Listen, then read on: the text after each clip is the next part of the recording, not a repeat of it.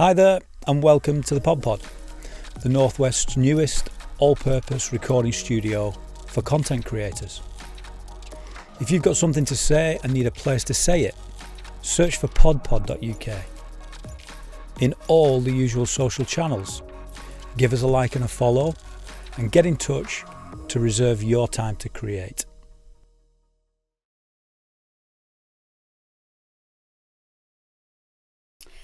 So, hi everyone, good afternoon. Good Gorgeous afternoon. day outside. It is. I know you know me, but just for the record, my name's Liz Douglas and I'm here to speak with members of the Recovery Hub, which is based at the Salvation Army in Atherton, a wonderful project, and we've got key people who have been part of the journey from the very beginning.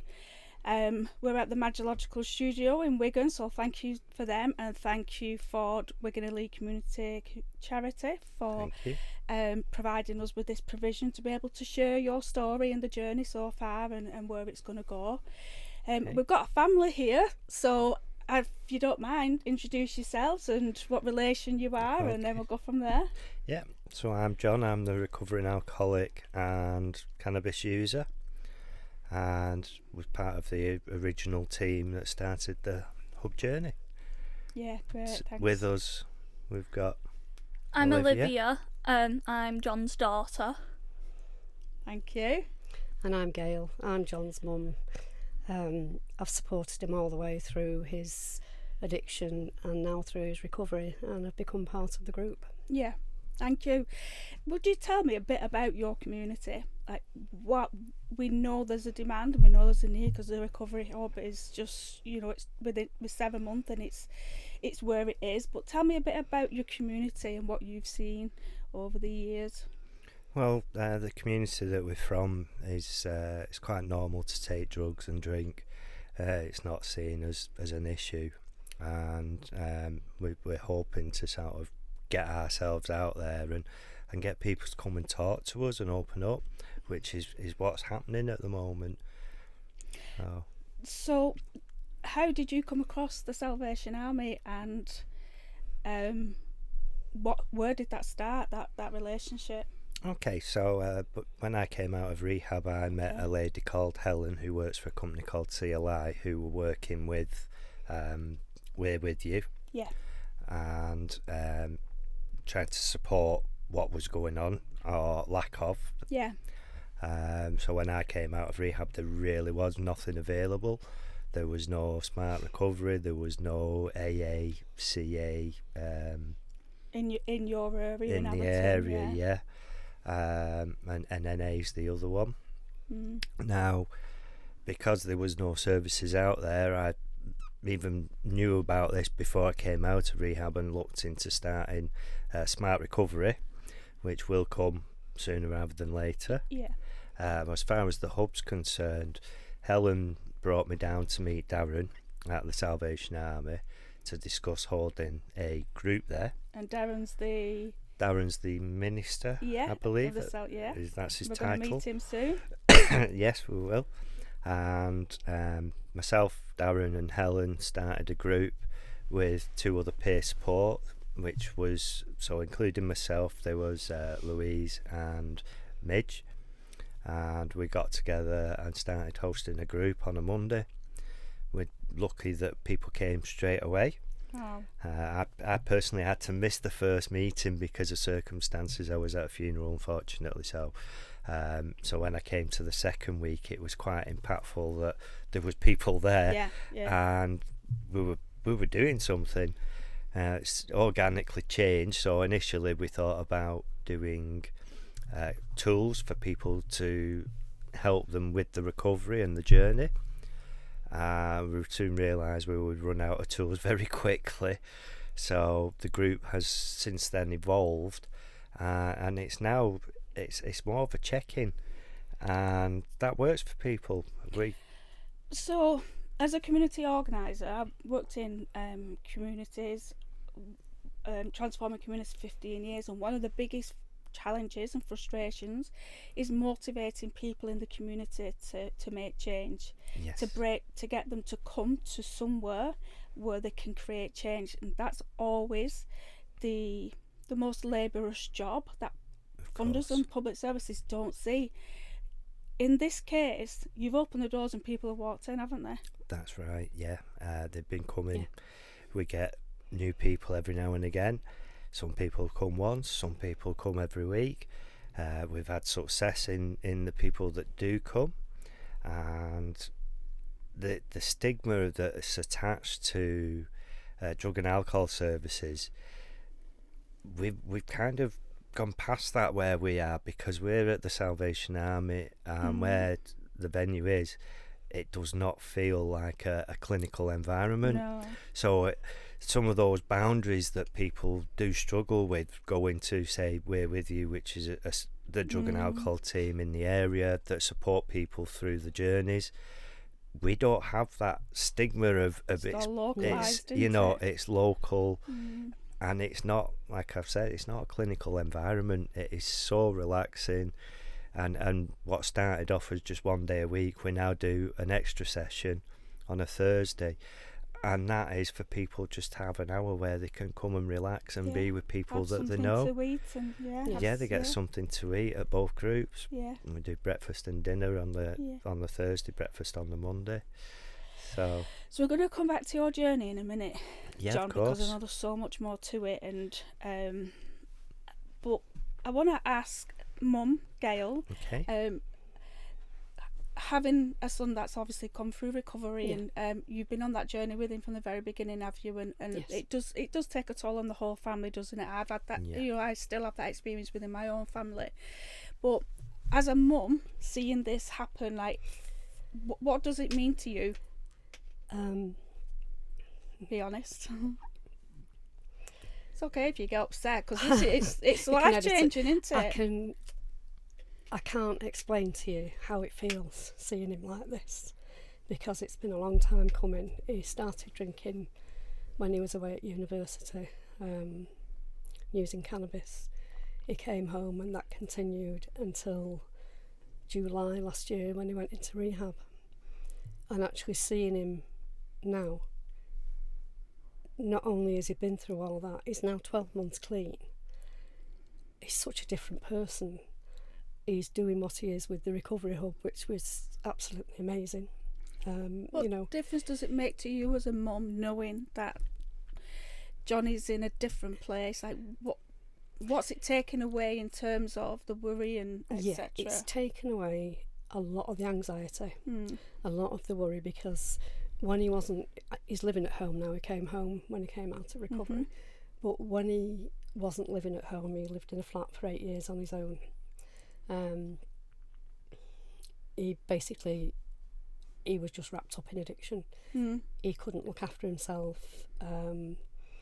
His flat was, well, I used to go around periodically and blitz it, because it's not a priority. No, it wasn't a priority.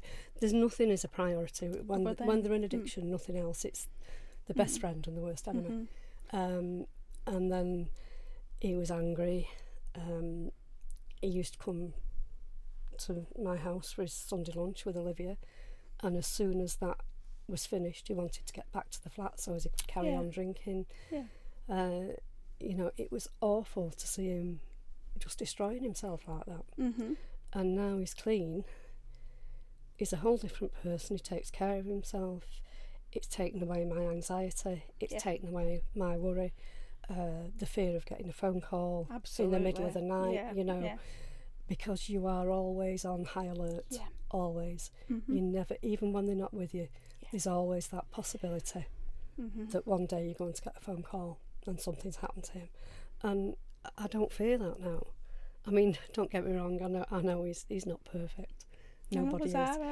But he's clean, and he's the man I always knew he could be. Exactly. Yeah. I mean, that anxiety that on the whole family, and as a mum especially, my family have had that call. My mum's had that call to say that, your son hasn't made it because of substances.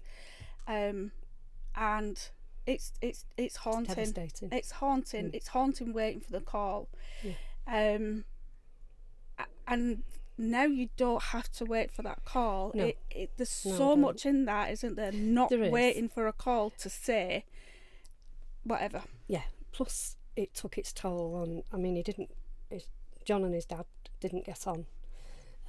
Dad didn't understand it. So it caused friction between me and his dad, because Dad thought I should be supporting how he thought. For me, it was more of a priority to... You're a mum, aren't you? I'm his mum, and it was more of a priority to make sure John was safe. Yeah. That doesn't mean to say my husband... Still your little boy. He is still my little boy. And always will be. Yeah, and that doesn't mean to say that Dad came any further down the line. He didn't. No. I still looked after him and cared for him. But I was more concerned about John and his state of health, his state of mind, his mental health was horrendous. So tell me about your role now within the group. Obviously, you're not there just to support your son now, because he's doing his own thing. No, he's doing his own thing now. But what's your role within the building? At first, I just went, again, to support him. I thought, well, I'll go along to support him because I've always been there. And then I got involved because I thought, every one of the people that we see, they've all got a story. And I can listen, and I can react with people. I can sit and listen to somebody. I can empathise, and seeing them all coming through the doors. And people tend to have a very biased opinion of alcoholism and drug addiction, and it can happen to anyone at any time. And I started reacting with the people. Then I got involved in the kitchen with Darren a little bit. And then I started joining in the group. One of the members of the group dropped out, so then I stepped in, and it's just nice to see the interaction between them all. They're all friends. And I feel as though I've got a lot I can give to them, even if it's only a hug, Liz. Some of them... Wow, they may not have had... No. Some people have not had a hug for a long time. No. And there's power in a hug. Oh, certainly is. There are 2-3 people in particular. They come in, and before they do anything else, they want a hug, and they want a hug before they go home. And that's fine. If you can give somebody a hug and make them feel better, then why not? Exactly. So, thank you for that. There's so much more that I know that you do that you've not even mentioned, but I'm sure it will come to your mind, all the stuff. So we're going to go to Olivia, the daughter. And I love your dress, by the way. I think we've got a bit of a green theme going on here. So I've not met Olivia before, so I'm really interested to hear your part, how you feel like the Salvation Army Recovery Hub has made a difference to your family and you. If you don't mind, take your time. It's made a really big difference, because at one point when I was a child, I was always kind of worried that something would happen, and there was always kind of that a bit of pressure on the weekend to go down, just because I didn't want him to be on his own. And I didn't want anything to happen to him, because I'm his daughter, and I want to be able to be there for him. So that was always kind of a concern, and it's made a really big difference in stopping drinking and stopping the drug use. It's really made a difference, but a positive difference, which is why I get emotional about it. I can getting emotional. Such a life-changing thing. Like, as a little girl, like when you're worried about your parents, it is, and full credit to you. Like, you've got such a good relationship with your family, haven't you? And there's going to be a lot that you can share with other siblings or children or family. Like, there is another side, isn't there, to addiction? Like, to other families and to anyone else who's out there who is doing alcohol as an addiction, or drugs as an addiction. From a child's perspective, it's so much different, because the child wants to be able to go to the park and do all of this stuff with the parent. However, most of the time it was sitting in a pub, having maybe 1 or 2 other children there, and only being able to hang out with them. And it's, as a child, I didn't see what was wrong, because My mum at one point worked in a pub and my dad was always at the pub, so I didn't see what was wrong with it until I started to grow up, and all my other friends were like, oh, I'm going here this weekend, I'm going there this weekend, and I could never really relate because I knew all I was going to was swimming in the morning on the Saturday at one point, and after my dad had finished work we were at the pub most of the rest of the night just doing stuff. And yeah.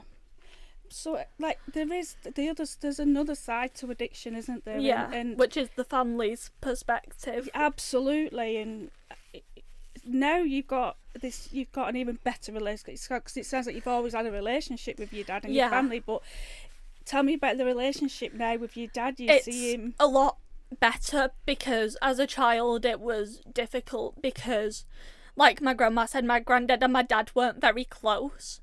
However, how my granddad acted with me compared to my dad were two very different things. Like, because my dad was always either drunk or something, it was like I couldn't rely on him because he was there physically but not so much mentally, which is why me and my granddad had a really good relationship. And he was at one point kind of like the dad to me, because he had that, like, he showed me the love that I was needing mentally instead of so much physically being there. So it was...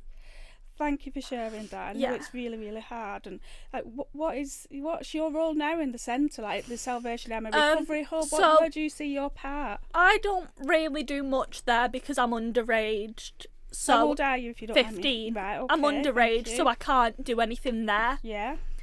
But I'm always there trying to support my dad. And the last weekend, when that was the thing on Thursday, which was just the hour, I went because people have heard about me from my dad and my grandma, and I thought, well, I might as well, speak to people. So if I was ever there, on the weekend when I'm older, they can see the child's perspective to the drugs, the alcohol, everything else that comes with it. Because as a child who's experienced a parent being an alcoholic and a drug addict, it's a lot more different than what they would think. Because my dad's admitted to me that he at that time he thought he was being a good dad. He didn't see anything that was wrong with it. And it did take a lot for him to notice, like, when I was in school I was struggling a lot, and it got to the point where a kid had told me to more or less kill myself because he had issues with me, because I had got him in trouble. And it took having a mental breakdown in my grandma's car and having to go to A&E instead of being at school for a mental health assessment for stuff to kind of really click with my dad. And it started to click that there needed to be change. Yeah. Thank you for sharing that. What's your dreams and ambitions for your future? Have you got plans to go to college, university? I'm planning on going to college because a while ago I took a makeup course, and special effects is something that I've always been interested in. So this year I've had issues with school, so I'm doing so much time at school and so much time at college as a pre-16, and then once I've finished school, I plan on doing a special effects makeup course in college and trying to take that down as my future. But then possibly, if I was ever needed to help with the group, I could also be there to do that. Yeah, so you've got a lot of lived experience there, haven't you? And I'm sure that your future's going to be great. And thank you. You've shared that so well, and I know that must have been really difficult for you. And I don't want to get you upset, but you've done amazing. Thank you for sharing your side of this story. Going back to you, John. Okay. Like, we're in the recovery hub now. It's 7 months forward. Yes. So where do you see your future, and what's happening now? You are feeling healthier, you're feeling better, you've got better relationships, you've got a really good family network. It sounds like the family is growing at the Salvation Recovery Hub. That's the feel I walk in. Yeah. I feel like I've just come for my Sunday dinner, to be honest. Like. Good. So what's next for you as a part of this? Okay, well, since obviously I'm unemployed at this moment in time, and I've been just doing the hub. It turned out that I've been offered been headhunted for a job by the company that Helen worked for, CLI, and they asked me to do a role, and I said no initially. Who's CLI?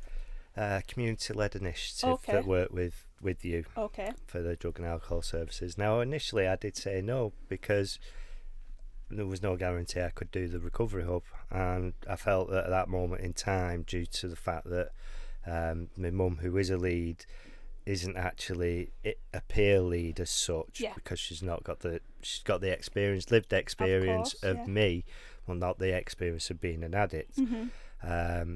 So at that moment in time, I had to say no, and they came back to me and offered me the role, but on flexi time, so that I could do the hub, which is what I wanted to carry on doing, and take on a full-time job. So my role's gonna, as far as the hub's concerned, won't change. Yeah. But now I do have, which I start on Monday, a Wow. future to look forward to on the 5th So of what is August. the job? So What is the job you're starting on Monday? it's the same sort of thing that I do at the hub, but it's in the community, one-to-one peer support In Wigan.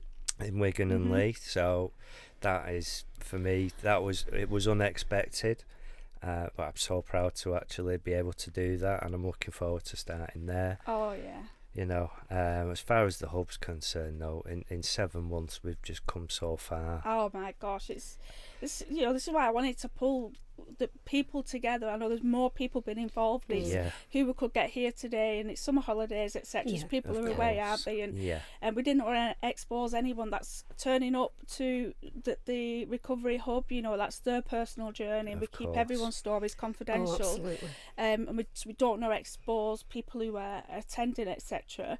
But if you saw the Salvation Army, like the headquarter people, and Yeah. said, and had something to say to them, what would it be in terms of what can be achieved in the community buildings? Oh, I mean, if this could be rolled out across I'd be begging them to do it, especially in certain areas where there is problems with drug and alcohol addiction. You know, there are areas that probably won't be, but I do appreciate there are a lot of areas across the UK that drug and alcohol addiction is an issue, and if the Salvation Army could do what we're doing, it'd be amazing, because it's not just the group that we're here to talk about, it's the other services that have got on board since we started. Yeah, you can't reach the people that are coming through your doors. They're not able to access it. Some are homeless, so they can't That's access right. the people in the areas where they may be squatting. The services can't get to them. Now they can. Yeah. Wow. You know, housing, benefits, support, all The these doctor. people, the doctor Yeah, that tell comes us about the along. doctor. Like, suddenly there's a doctor's surgery in this recovery hub. That's amazing. Dr. Vasant comes down every Monday morning. Yeah. Wow. Uh, The local doctor from the local doctor's yeah. medical He centre brings- comes to the recovery yes, hub. He brings his staff with him who are able to do bloods, look at blood pressure, take a history. If they need any kind of medical intervention, they can point them in the right direction, can help them, can make appointments at the surgery. But yeah, Dr. Vasant is on board to the point where when the hub closes in August for 3 Yes. weeks, we're actually going to hold the meetings at Dr. Vasant's What a room great in the partnership. surgery. Absolutely, it's been amazing. Yeah. We find most of the people that get involved are And they've got to want it, haven't they? Yeah. People have had to move. Like, I know the pandemic did so much damage, but it's forced people to change the cultural way of Yes, thinking, haven't they they? have, We have got to find different ways of working, Yeah, and yeah. this is a clean example of how it can happen just by talking. We're also hoping further down the line if I can get some training to set up a families and friends group where I can lead, because I don't think families and friends are ready for their relative friend when they come out of rehab. You presented with this person that you've not seen maybe for a long time. You long, forgot long time. who that person was You do before forget they who went that person into was. addiction. Yeah. And you don't know what to do. you don't know how to treat them. As a mother, you want to look after them. They don't want looking after. Yeah, that's certainly a gap that And needs to be done. it's just reassuring people that everything they are feeling and going through is absolutely normal. You know, you need to go on that journey, and hopefully down the line you will see what I've seen with my son, you know, with John. I mean, what a fantastic testimony as a family, not just individually, but as a family of, you know, what can be achieved if the resources are available or made available just by, you know, people like Darren saying, this is the issue we've got, and we've got a resolution, and people saying, and let's think differently, and this is the result of that. We're going to get Darren in a minute because I've got lots of things to ask him as well. Oh, absolutely. But thank you for your time. I really appreciate it. Good luck with your job on Monday. I really hope, Olivia, that I see more of you and support you on your journey, whatever that looks like.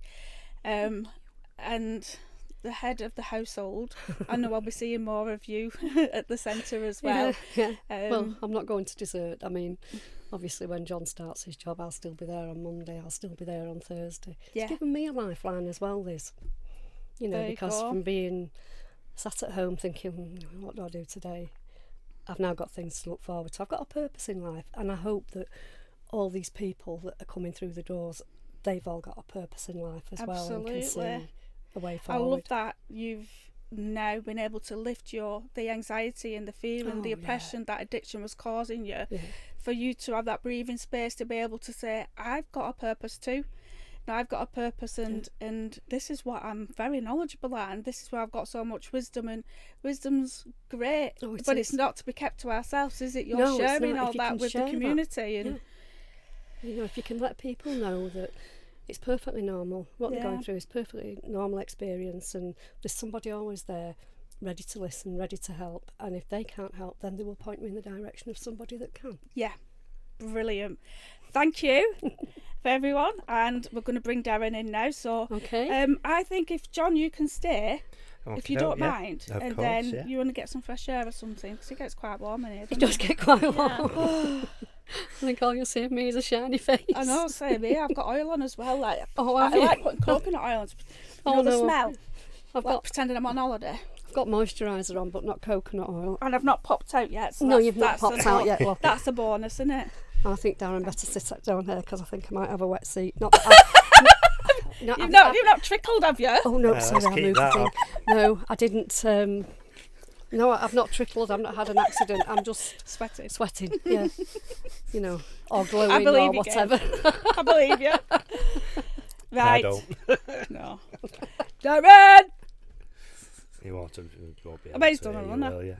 He won't be able to hear you, so you'll have to go and grab him. Do you feel okay? Yeah. You did really, really good. Thank you. You did very well. Honestly, you got on a roll. It was, you know, and I mean, like my dad said, at one point we went to someone else because they were interviewing him, and I went and said, you know, similar stuff to what I've said here. I've just tried to keep that mentality, to not get as overwhelmed with the everything that's going on, as well as other stuff, personal stuff, and your own stuff and stuff. Yeah, I think it's good as well for the addict, if you like, to know what it's doing to the children. Oh yeah. And even if they know, it's not a priority. No, it's never a priority. And that's what I found, you know, with my own sibling who unfortunately lost her life to addiction. And I know how much he loved me, and I knew how much he would protect me, but I was not a priority. Like I was when we were kids. He was my big brother. No one touched us, no one. And suddenly I'm seeing him from this big, strong strapping man muscles, and I was so proud of my brother. And then addiction, I just saw him so weak, and you know, he couldn't protect himself. And he got better. He got better, which is crazy. He got better, and to see him strong, happy again was like, wow, I've got my brother back. And then you know, unfortunately, a little bit of an incident took his life. And that's where I feel, Olivia, like your side of the story is so important. Like I wasn't the daughter, I was the sibling, but I've seen what my mum went through to lose her first child, and and what the effect it's had on me and my sister, and you know, suddenly you're a child of 3, now you're a child of 2. Yeah. But no, I'm not. I'm a child of 3. Like I still talk about my brother like we're still. Yeah. My mum's still got 3 children, you know, not 2, but Exactly. actually there's only two of us alive, and it's life changing, isn't it? I Yeah, lost a it is cousin life as changing. well. He was Did only you? 40 to liver cirrhosis, and he was a big strapping man as well. Mm-hmm. And the effect it had on my aunt and uncle was unbelievable. Yeah. They did have a daughter. Paul wasn't the oldest, he was the second child.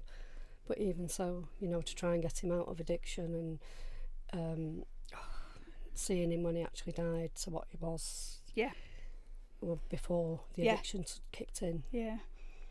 They're just like, it's just mind blowing, isn't it? It is mind blowing.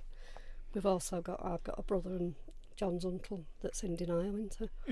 Yeah. He's You know, definitely That's in the other denial. part. It's like waiting for the family member to accept To there's a accept problem. it. Like, I'm waiting for that, and some of my Yeah. family members now to say everyone knows it, but they won't accept it, and until then we can't do anything. That's exactly the That is problem with the what's going on. situation with And him. he recently got very drunk. My mum was taken into hospital. This is your nephew? No, this is my brother. Your brother? My Yeah, brother. yeah. My stepmom got taken into hospital because she collapsed. He was there most of the day with her and thought we were going to lose her. And then he went home and at 11 o'clock at night started drinking. Got out of bed in the morning, didn't remember anything. Got into his car, drove his car, crashed his car into the back of a stationary car and rolled his car. And we thought that would have made him hit rock bottom. We all thought that would have But we all it's thought not. it would have. You know, I mean, John's clicked, talked to him, but- I've talked to him, and he thinks he's a binge drinker. He doesn't think he's alcoholic. He's, you know, I'm a It's the binge same drinker. difference. It's more or less the same thing, Yeah. though. So it's So And it's it's that fear you and know, anxiety yeah, until the acceptance of I am an addict, or it's you're walking on eggshells until that point, and then you're walking on a different set of eggshells when you're in recovery. Yeah. But it's the same It is eggshells, different, but it's the same different eggshells, sets. but Yeah. different set of circumstances. Yeah. And it's like Yeah.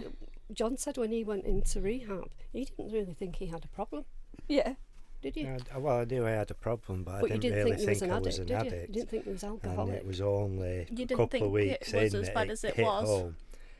I was an Right. addict. Yeah. I did Yeah. have a It problem. didn't. And that, You didn't think you were as bad as it actually Yeah. was, because it didn't seem as bad at the time, and then there's that. as time's gone on, it's clicked. You know, Because I was working and functioning as well, you know, I was just about earning enough to keep a roof Well, you over my head think and if you're pay for my working and paying your addiction. bills, that means you can't be You an, know, you an can't be an addict, addict, but of course you're a you- functional addict. And Functional addicts, there's a lot of them out there. Yeah. when he was at home, and he'd been smoking cannabis and drinking, he'd come downstairs to have a cigarette downstairs and he could hardly stand up, you know, and seeing him staggering around like that, it was hard. It was very hard. And then he'd get up in the morning and go to work, and you think, well, Wow. you know, is he fit to go to work? Yeah. He's still under the influence. Yeah, and sometimes No, as but well. the worry You- just the doesn't worry go just never away, does stops. it? No. The other side of that as well, Liz, was his mental health. You know, sometimes I knew he was so down that he'd go out in the morning and you used to think, well, am I ever going to see him again? Yeah. You know? And that was hard. Yeah. So, yeah, I can relate to other mums, and, you know, it's difficult, very difficult.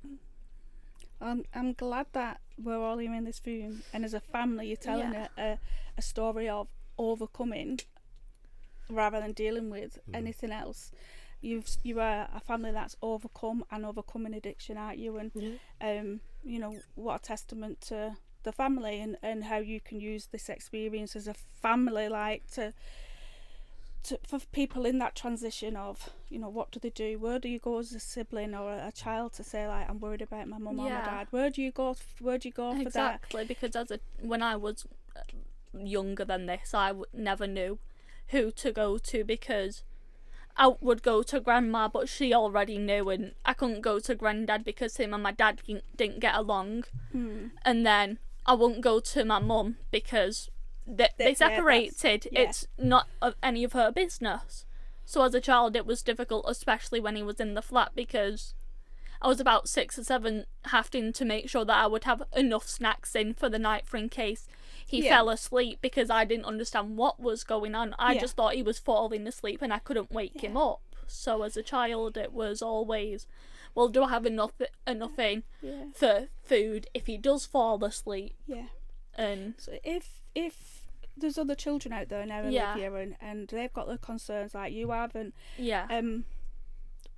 do you know where would they go to? From your perspective, do you know now where they could go to, other than like family, like you've just said, that may not be the right path? Is there somewhere that they can ring, or possibly the Samaritans, because they deal with all sorts of other issues. They deal with like any issues from suicide to drugs and alcohol to so on and so forth. Yeah. So I'd probably recommend them. There's also Childline as well. Or Childline. I'd just anyone who can get in contact and can probably help sort stuff out. Not definitely, but because I couldn't go to anyone. Like I said, it took me having a mental breakdown, saying that I didn't want to be here anymore for it to kind of like you needed click. Someone to listen early, and if that is not always within the family, then outside the family, Childline, the Samaritans. There's also the teachers at school, teachers, because it becomes teachers. a welfare issue if you're not if you safe. are a it's child, a welfare issue, and it needs if it have to go to a if you have to go to a teacher, you go to the teacher, because I never did that because I knew I weren't in danger, or I thought that I was never in danger, which I probably wasn't. But for other children, you never know, because they might not even be. You knew your dad was, didn't you? I knew my dad. Why. I didn't know what was going on with my dad. I knew something was up with my dad at the time, but I didn't know what, because I was a child, and you can't go to a 5-year-old or a 6-year-old, somebody who's young, who isn't mature, and say, well, daddy's drunk, he's not gonna wake up, he's like going through this, that and the other, because the child wouldn't understand, because it's difficult for a child to comprehend that. But what's wrong with him?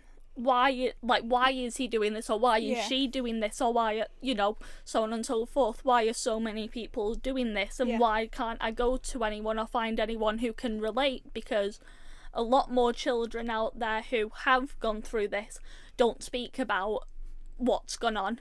They tend to ignore it because they see all of these other people, like friends, going on about how, like, they went to the park or they went to the cinemas, and they don't want to be the odd one out, so they'll make something up. Because I could relate to that, because I'd be like, oh yeah, me and my dad will probably go out somewhere, I don't know where, but we always do, because I didn't want to have to tell them that the reality was I was probably going to go sit in a bar with my dad playing around with some other children. And that's normalised so much, isn't it, to just sit in a bar, and well, they're safe, children are safe because they're not on their own or whatever, but it doesn't work like that. I mean, it's justified, isn't it? Yeah, where the pub was, it was right next to a main road, and there was a parking kind of area right next to it, and me and somebody who I was friends with at the time would always be running up that way. There was a set of houses with a weird little alleyway, and we'd always be running around these weird areas that we shouldn't have been running around as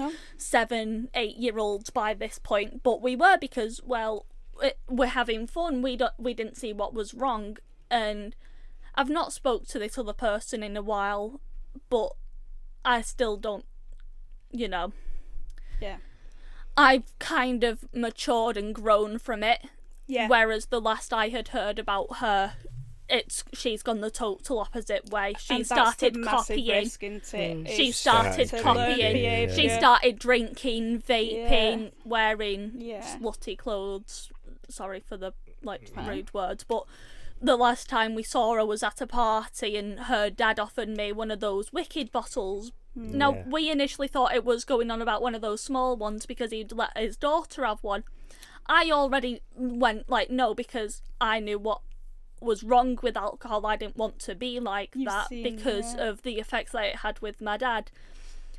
But I went to the shop with them anyways, and when we came back, my dad was shocked because it was one of those really big bottles of Wicked, and I know it's got very little alcohol in, but it's still got alcohol It's got in. enough It's alcohol still in, hasn't it? it's still Still got enough alcohol. to. It's alcohol. Alcohol is alcohol. It still affects you one way or another. And the girl in question was actually a year younger than Olivia. Yeah. Wow. So I think at the time I was 12, 13, so she was either 11 or 12. Yeah, it's just Drinking, normal. smoking, Yeah, vaping and just wearing ridiculous clothing that she shouldn't have been wearing, because it was clear that, in my eyes, the attention she wanted from her dad or Yeah. from other people, like family, she wasn't getting. So she was going out there and dressing this way to try and get that Attention from attention, all- yeah. whereas I've And learned this to is- just go this to is- them.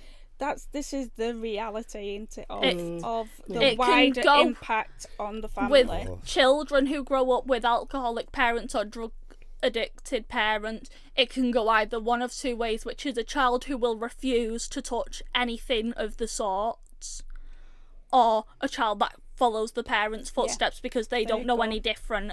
And that's And from- I'm happy that I've chose the other route, absolutely. And we're the happy to. safer route.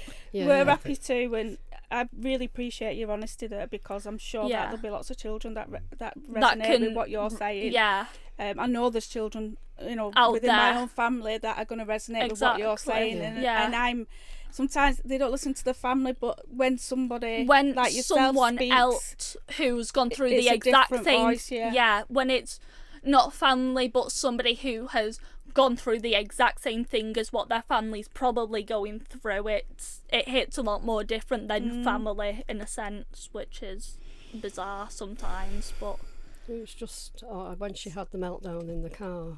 I mean, at one point I was crying and she was and screaming at one me point I was and- begging you not to tell my dad, because I didn't Well, want you did. him to be worried. I didn't want my mum to be worried, so I was begging for a good few, 5 minutes. You didn't want me to tell I either didn't one want of them, you did to. you? No, we had to tell my mum, obviously, because she's like my main guardian. I'm with her most of the time.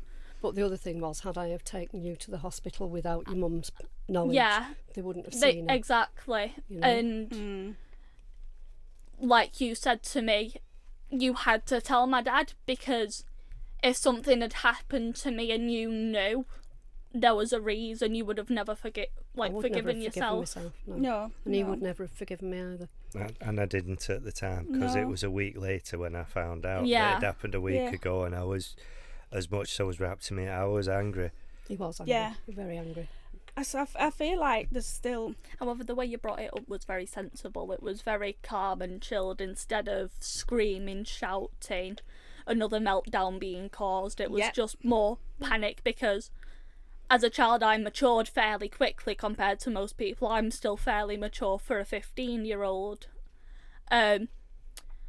But because of this experience, I've had to mature quickly, because my childhood wasn't bad, but it's definitely not gone, how most people's childhood does go. I was always kind of the one who had to be mature, because if I weren't mature, what's going to happen? It'd get to a Yeah. point when we were in the pub and I'd say, right, Dad, can we go home now? It's getting really late and I don't want to be here anymore. And sometimes it'd be just one more drink, sometimes it'd be just let me finish this. It was very rarely just as soon as I asked we'd leave. Yeah. It was I sense that there's still some of the stuff is still quite raw, isn't it? because it's only been Yeah. like my grandma said, about a year yeah, for him being yeah. fully clean, so it's And I Had to earn your trust back. and I just that you took the word in my mouth then, like as this recovery continues and you're able to carve your own life and find your purpose and your career in life, and grandma's doing her thing, that all this, it's never gonna go away. it's never gonna go away, but it'll heal Yeah, of course. in a sense. Oops. It'll never fully stop. It'll always be there. Yeah. And although I hate that I had to experience that as a child, I'm somewhat grateful for it, because at least I know if I ever date an alcoholic what kind of thing to expect, and to avoid being with somebody who drinks alcohol daily or does drugs, because I think what you described as, you either follow that path or you come. Yeah. So I was very much like you, was like, I detest drugs and alcohol. Exactly. Not saying that I've not drank alcohol, because I haven't. Occasionally I still do, but in my family it's been riddled with addiction and with substance misuse and alcohol.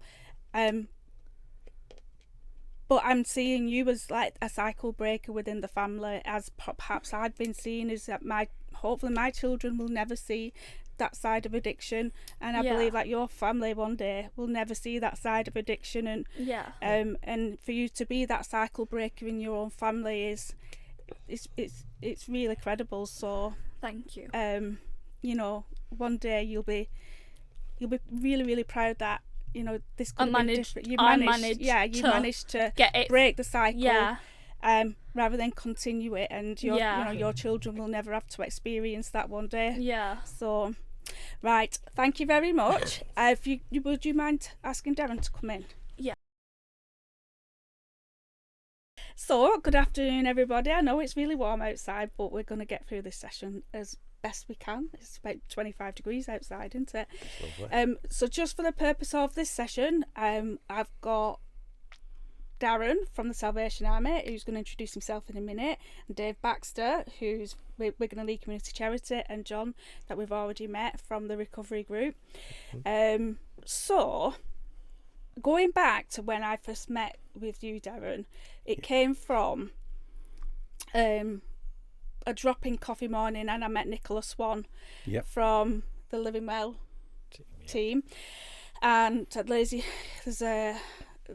the minister wants to set up a recovery hub in Atherton, and you need to go over. And I was like, oh, I'm there, kind of thing. So I came over, and that was 7 months ago. And literally 7 months on, I walked in last week, and this Salvation Army recovery hub in Atherton is absolutely buzzing of people who need support and recovery, and also services that I've not been able to access these people. So I've heard from John in terms of his journey over the last 7 months and being in recovery and finding the Salvation Army, but you, with the vision from the Salvation perspective, tell me why you felt, other than trying to develop the church on a Sunday morning, you felt that church could be repurposed for something else. I think it's been a journey long before the 7 months. I've been at the Salvation Army in Atherton prior to lockdown, so I sort of arrived, and then we went into this lockdown phase. And I think what's always been on my heart really is we are there to not only serve a church community, but to serve the community around and about. And where we are in Atherton, you don't have to walk too far, you don't have to go too far, you don't need to have too many conversations to realise the issues that are around and about. And there are issues that are in many families. I even had a conversation this morning when I was putting a poster up for something we're looking to do, the recovery course we're looking to do. You know, people either know somebody or have somebody in the family, or it's an issue, recovery, people being in addiction, hurts, habits, hang-ups. It's things that are happening in people's lives, and I just felt when we came out of lockdown, everything started afresh, and I really didn't feel it was right. I think even the Salvation Army would have been saying to every minister, you don't have to do what you've always done. And we are really keen to think, well, what do we want to do? And what we want to do is what the community want. Absolutely. Because there's no use us coming up with great ideas if they're not what people want.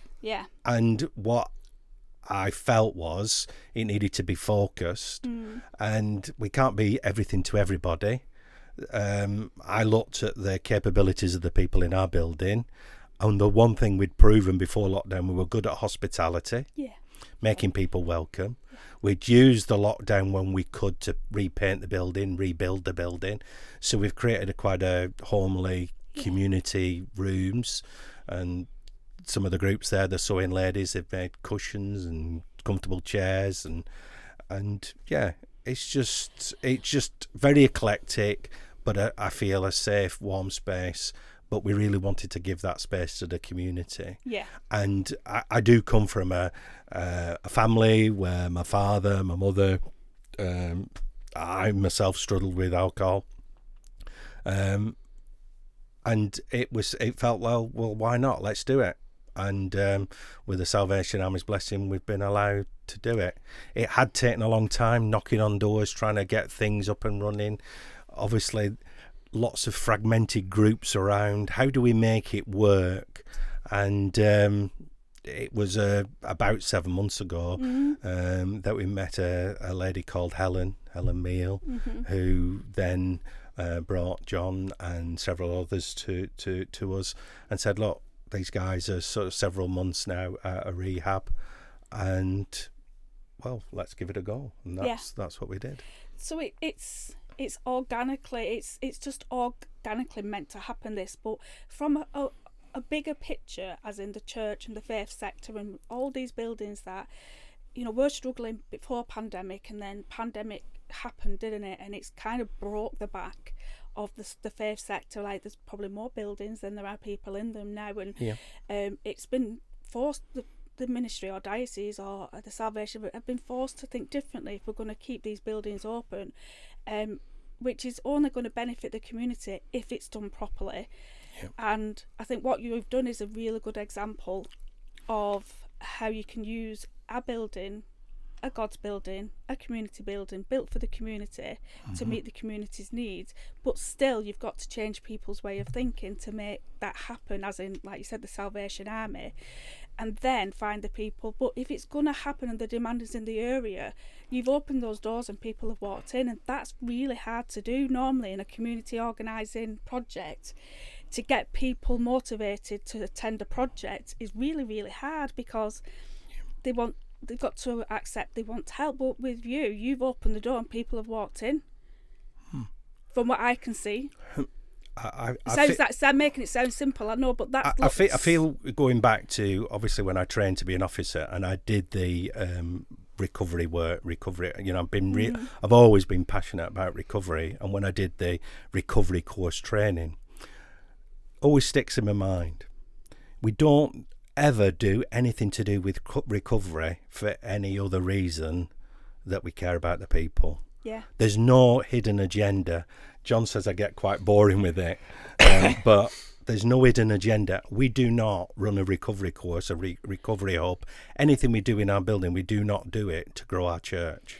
You're growing relationships, aren't you? We're building relationships. Not a Sunday morning, you're growing the relationships. And I believe fundamentally, without any real deep theology, everybody's made in the image of God. Absolutely, yeah. Because that makes for a better world. Absolutely. And never is a time where we need to embrace that thought. And everybody matters. I absolutely believe that everybody matters. And without getting too slushy, I believe love wins. Always. And that's where, you know, if we can use this hospitality. I mean, our team is such a wonderful catering team, a good mixture of our community, ex-dinner lady, a young lady who's struggles with various things, but you know, she can make a mean tea, a mean coffee. I've had it. I've had a good few dinners there. So we all bring the gift that we can bring. Absolutely. And what we're always trying to tune into is what do the people in this community want. Yeah. And that was the basis, John, wasn't it, for setting up the Recovery Hub? Yeah, absolutely. Hospitality on our Thursday place of welcome.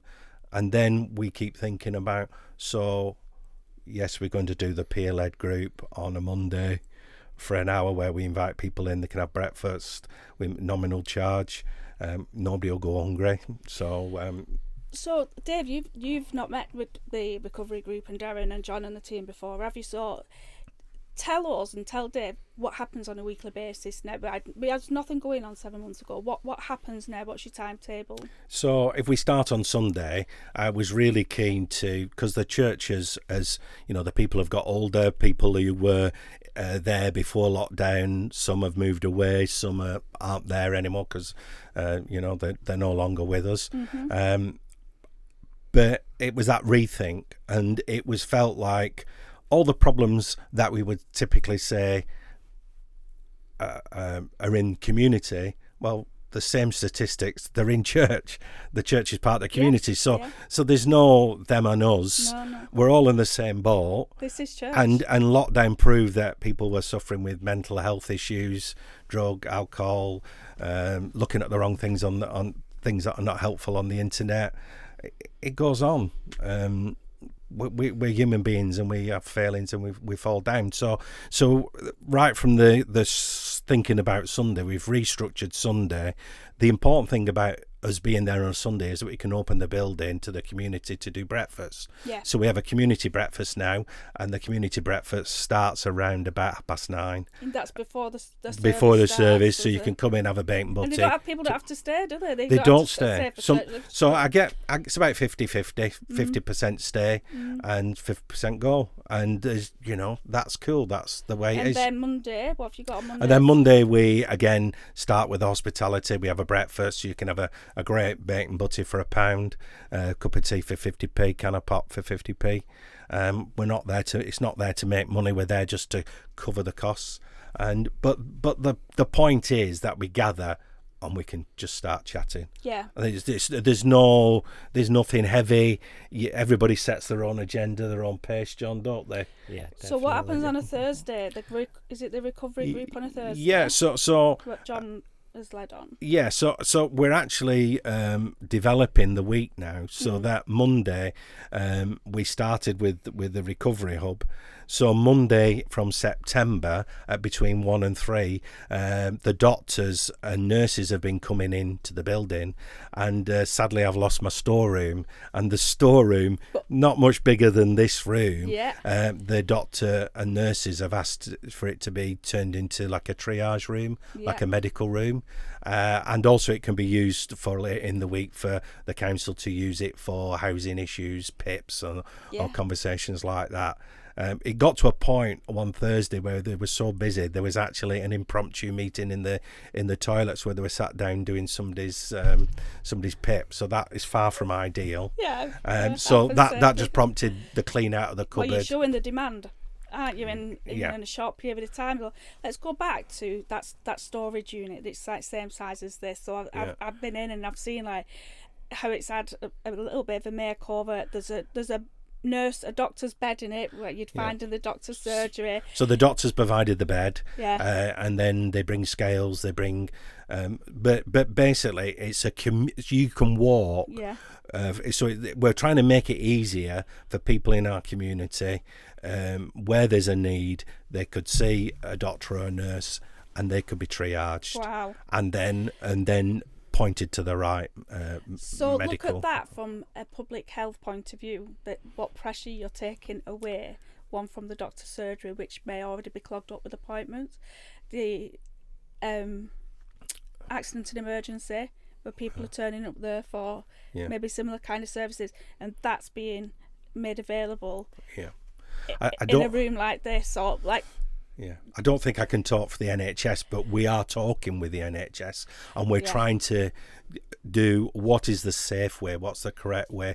We're trialing ideas, and we're trying to make it work. And so there's lots of conversations going on about how do we do these ideas, what works, what doesn't work. So I would say we're trialing ideas at the minute to just try and make sure, again, we're going to give the community what's needed and what works. And the doctor's surgery clearly see a pathway for them, because they've been involved, and it's almost like they've been waiting for this to happen, and people are coming through the door. So tell me about the other services that are now accessing residents who they may not be able to have accessed before, because the Salvation Army have opened the door to the community. Yeah. So we have.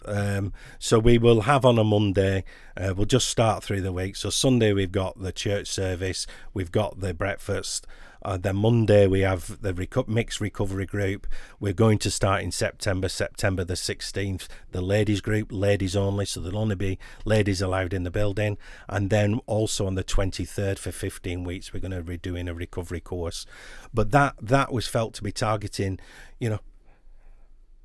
people can we try and hold the job down and still struggling with recovery? Absolutely, And we felt it was Even more really, so than really ever, important to have an out of hours opportunity for people to touch our community space so they could get help and support. So again, we're going to provide a meal. So if you finish work, you give you something to eat, and then we can obviously look each week at the different steps of that journey of recovery. And people, the beauty is people can take the time they need, and you know, just, I mean, that's the beauty, John, isn't it? There's no rush, there's no pressure. Everybody finds their own speed and time. Tuesday, the building is currently closed. On Wednesday, we have a group wanting to start working with us, which is going to start at 6:30, a men's group where men can just come and talk and just sort of find a safe space to share, and that's Manly. Thursday is been a real busy day, in so much as that again we start with hospitality. It's described as a place of welcome, but the Wigan Council team have sent in 3 amazing people who just help our residents just deal with all the stuff that they need to deal with: housing, drug and alcohol, you name it, whatever the issue, they'll help you. They tend to deal with one problem at a time, and you know, people can come with a big list, but you know, some of the documents, you know, just to be able to go through that, there's people who come in who are struggling to read or write, or you know, struggle with documents, so there's somebody there to physically help you fill out the form. And again, that's why that room that we've got another safe, quiet space for people to be dealt with confidentially. And you mentioned Tuesday it's shut. Is that because the building is shut, or is that because there's no groups running? But there's no groups running at the minute. So there's still opportunity though to use it on the Tuesday. Yeah, it's still available. We would love. Isn't it? Yeah, we have a great saying. We'd like the building to sweat. We'd like it to be open around the clock, as much as it possibly could be. We just need volunteers. Yeah. And we need I think we also, again, we want the right groups for the community. There's no use running a group and nobody comes. Yeah. So we want to be able to do things that add value to our community.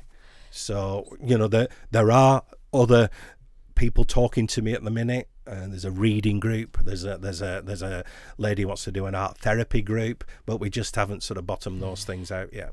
And having talked to you, just like I call in Dawn to maybe every couple of weeks or so, and we have a catch up, and I suppose our support for the Proper Good programme has been trying to support the team, and I always have a chat with the people who are there and have something to eat, and it's always very, very welcome, and it's a great space to be.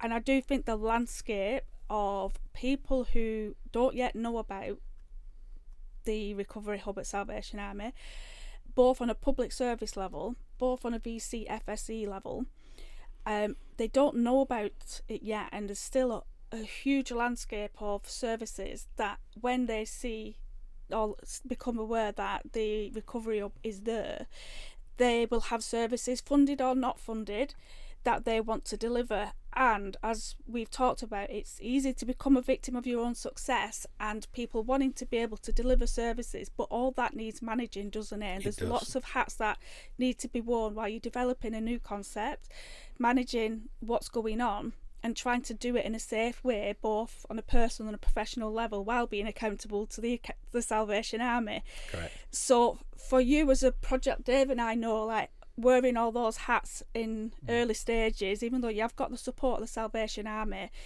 the landscape is still huge in terms of what could happen there, but it's how you manage that, isn't it? You know, for you as an individual, like, the impact that you've had already is massive, and I think once you're in it, once you're on it, you don't realise just how impactful you are being. And when you go away on holiday, I think you'll have time to reflect. John will know what I'll say now. We are a team. Yes. We are a team. I feel like I'm working on the delegation, Yes. But I've got to delegate in such a way that I'm doing it in line with all our safe practices, ways of doing things. You know, we can't just give somebody a set of keys for obvious reasons. No.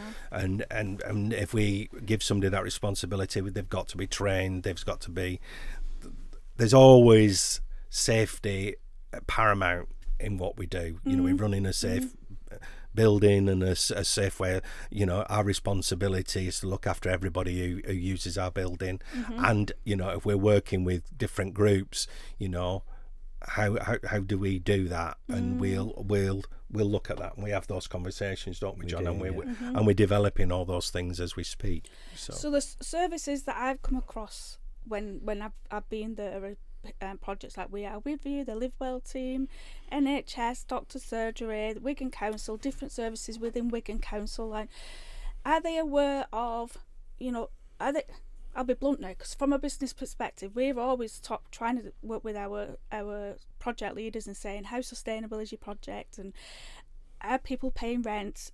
Are you telling them that they have to pay rent? And I know this is something you struggle with because you come from a heart of hospitality, but it does have to be sustainable as well, doesn't it? And is this something we can continue to work on, and to make sure there is people that are contributing towards sustaining this project? And being able to ask for income is a big thing, I think, for project leaders, to be able to ask for some rental and not feel guilty about it. Put me on the spot, mate.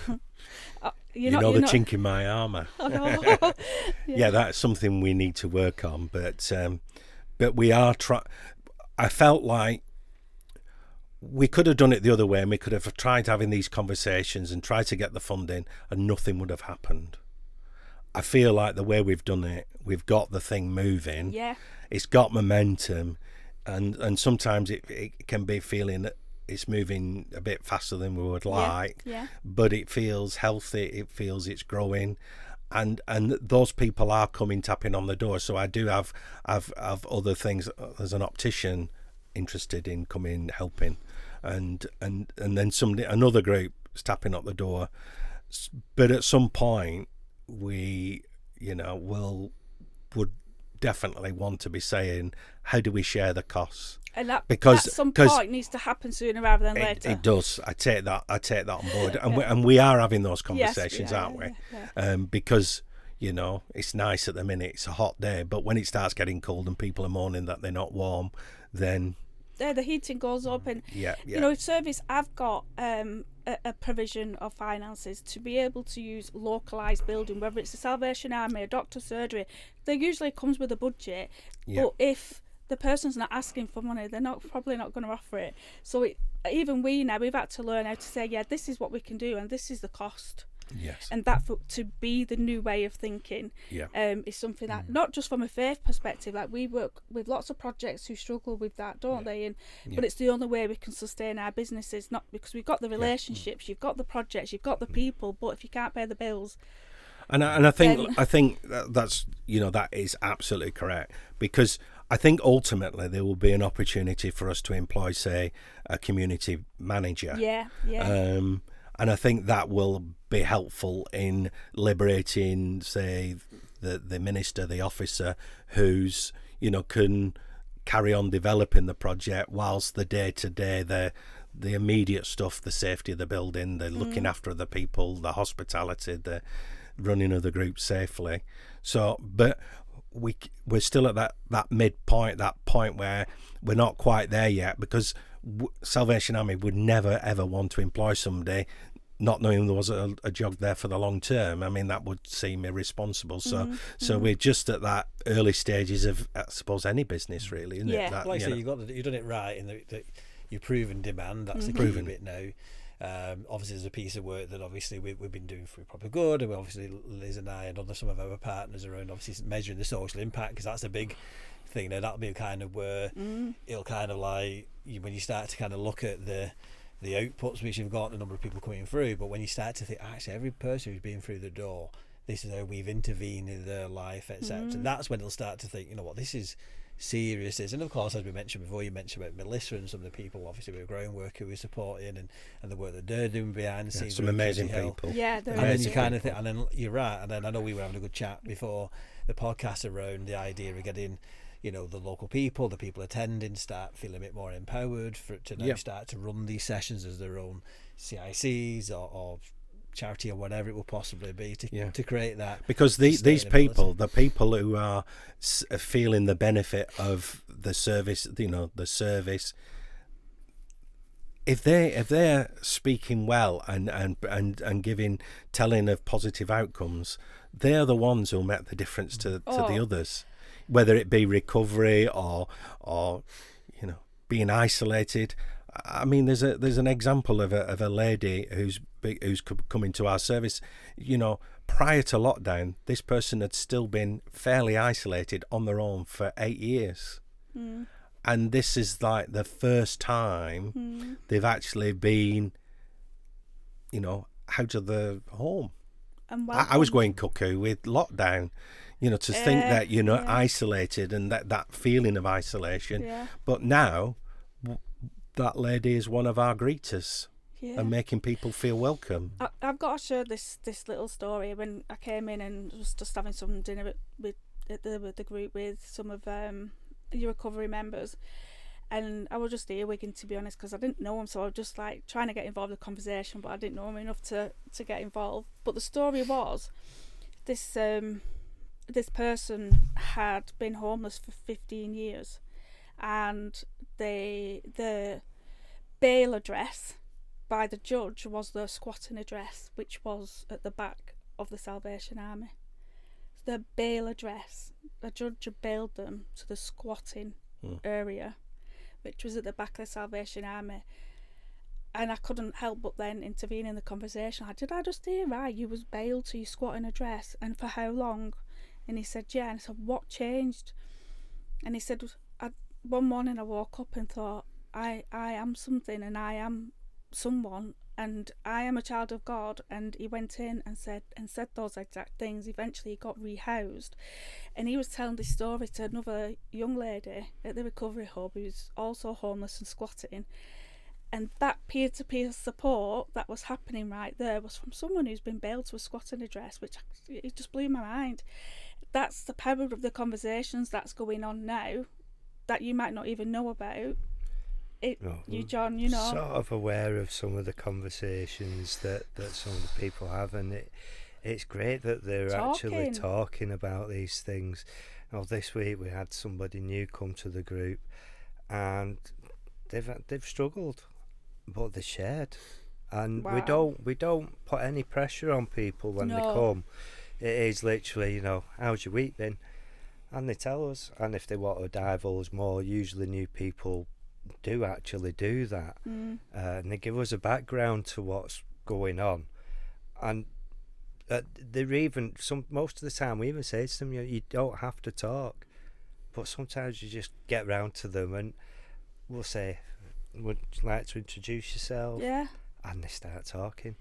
And we've had many occasions where there's been new people who've started, they've said, no, I don't want to talk, but then they start talking, and they're sharing their experiences, and people can relate. It's mind blowing, isn't it? I said to this, I said I really want to share my story, and I said, what's stopping you?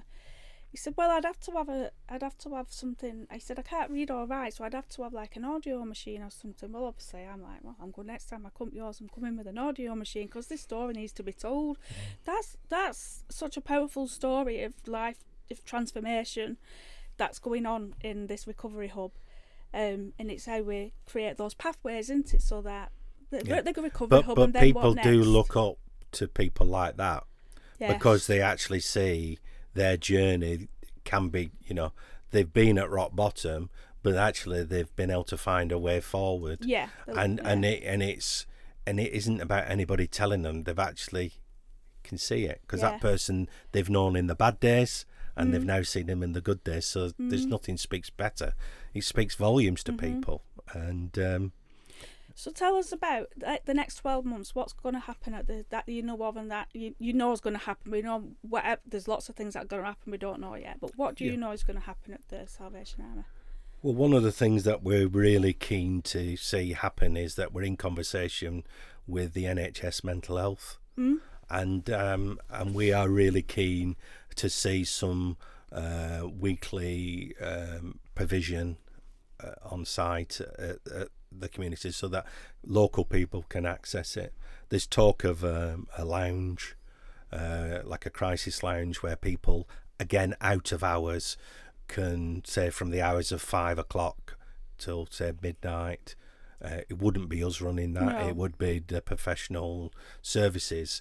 But that feels with addiction, with what we're aware of in the conversations, having somebody there who's a skilled mental health worker, support person, would be really helpful. Because you have to do that in a safe way. That you know, we're not trained counsellors. Safe on many levels. Safe on many levels. Yeah. So you know, we are taking our time, but we are wanting to find what is the right thing to do that can be done safely, and you know, so there's a big investment going on in our building at the moment. So we're working with the council, so we're putting greater security on the building, and that's just to keep everybody safe. Of course.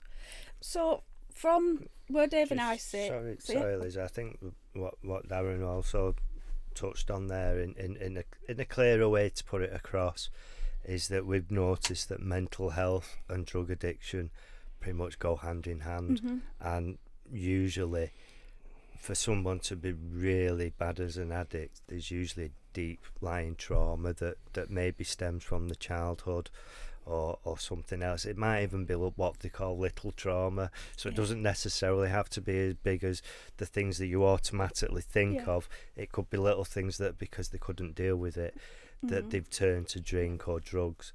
So the mental health team, we just can't believe that they want to get involved, and we're grateful that they want to be involved, because it would say what Darren's trying to achieve at the hub is, when I first went as the group that we were doing, I didn't have an idea that Darren had this vision of what he wanted to create.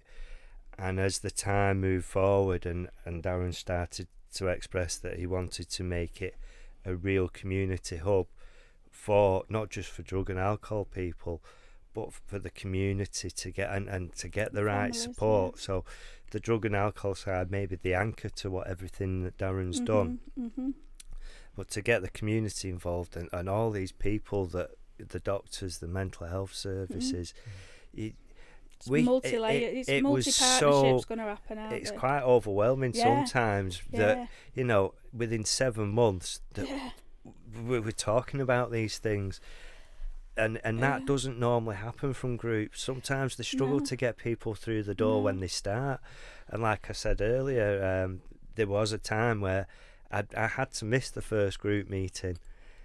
So when I asked what had happened, and they said people were there, so I was like, okay.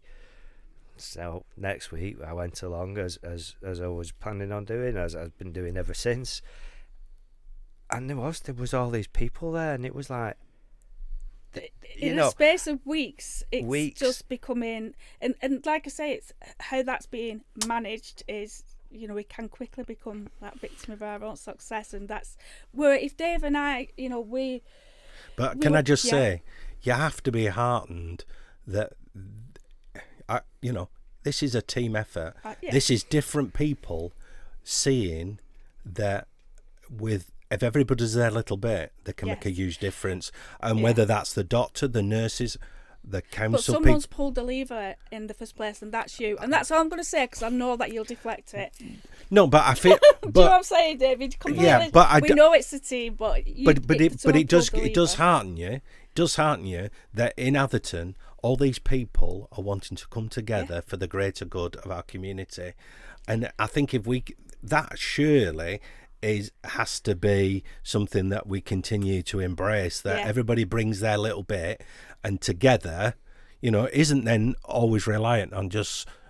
I think it's probably more powerful than just a pot of funding. If everybody's doing a bit and wanting to see making a difference, that has to be community working, doesn't it? Like from our perspective, like I'll come and I feel like I'm not hardly doing anything except for bringing the knowledge and wisdom of what's going on in the borough that maybe your bit can partner with, or bring services, or try and support you as a leader and John as a leader. But I'm sure there's so much more that we can do through the programmes that currently running through Wigan and Lee Community Charity that I work on, but it's what we can do and what we can bring as part of our support to this growing model. And I absolutely, Liz. Our conversation today, and our conversations that we've had, it gets to a point where you've got to realise there's only so much you can do, absolutely, and that you need the support of everybody. Yeah. And everybody has to bring their level of skill.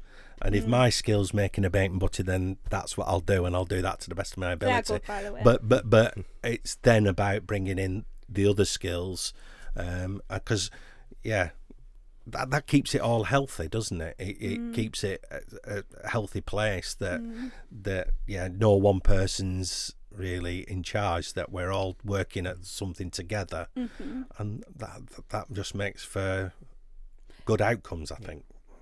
But also being able to ask for help. Yes. I'm not very good at that. And I feel Getting like better. I've got to Getting say, better. this is available, and then push you to do it. Where I know there's more support that, with programmes or funders or investors going to say, that's happening, that's working. What else can we support you with? And I think that in itself is a piece to work for us. It's good for us, in fact, the next month. No, not next month. We're in July now. We're still in July. August tomorrow.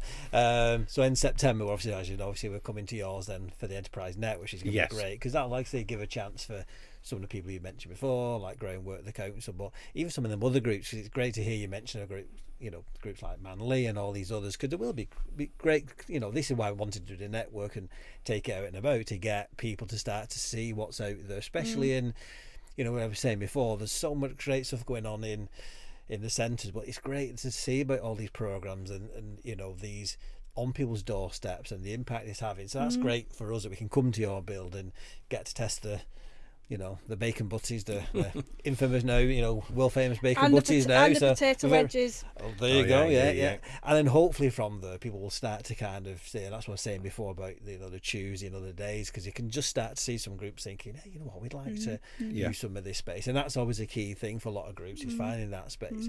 And then, as you say, once people start to, and that whole thing about local and that having that line of sight, as we've always said, and people start to use it more, etc. And it's just really going to be. I think what John and I have spoken, that we, the Salvation Army, we're a Christian organisation, faith-based organisation, but we believe our community is made up of people of different faiths, no faith, all faiths, and whatever we offer, we want it to be representative of our community, that that it represents what's out there, and I think we've got to try and think that whatever we bring in complements what we're doing, but we've said, if somebody wants to go down the faith route, they can do. I mean, the recovery course that we're running from September, it's a course that's running the prison service.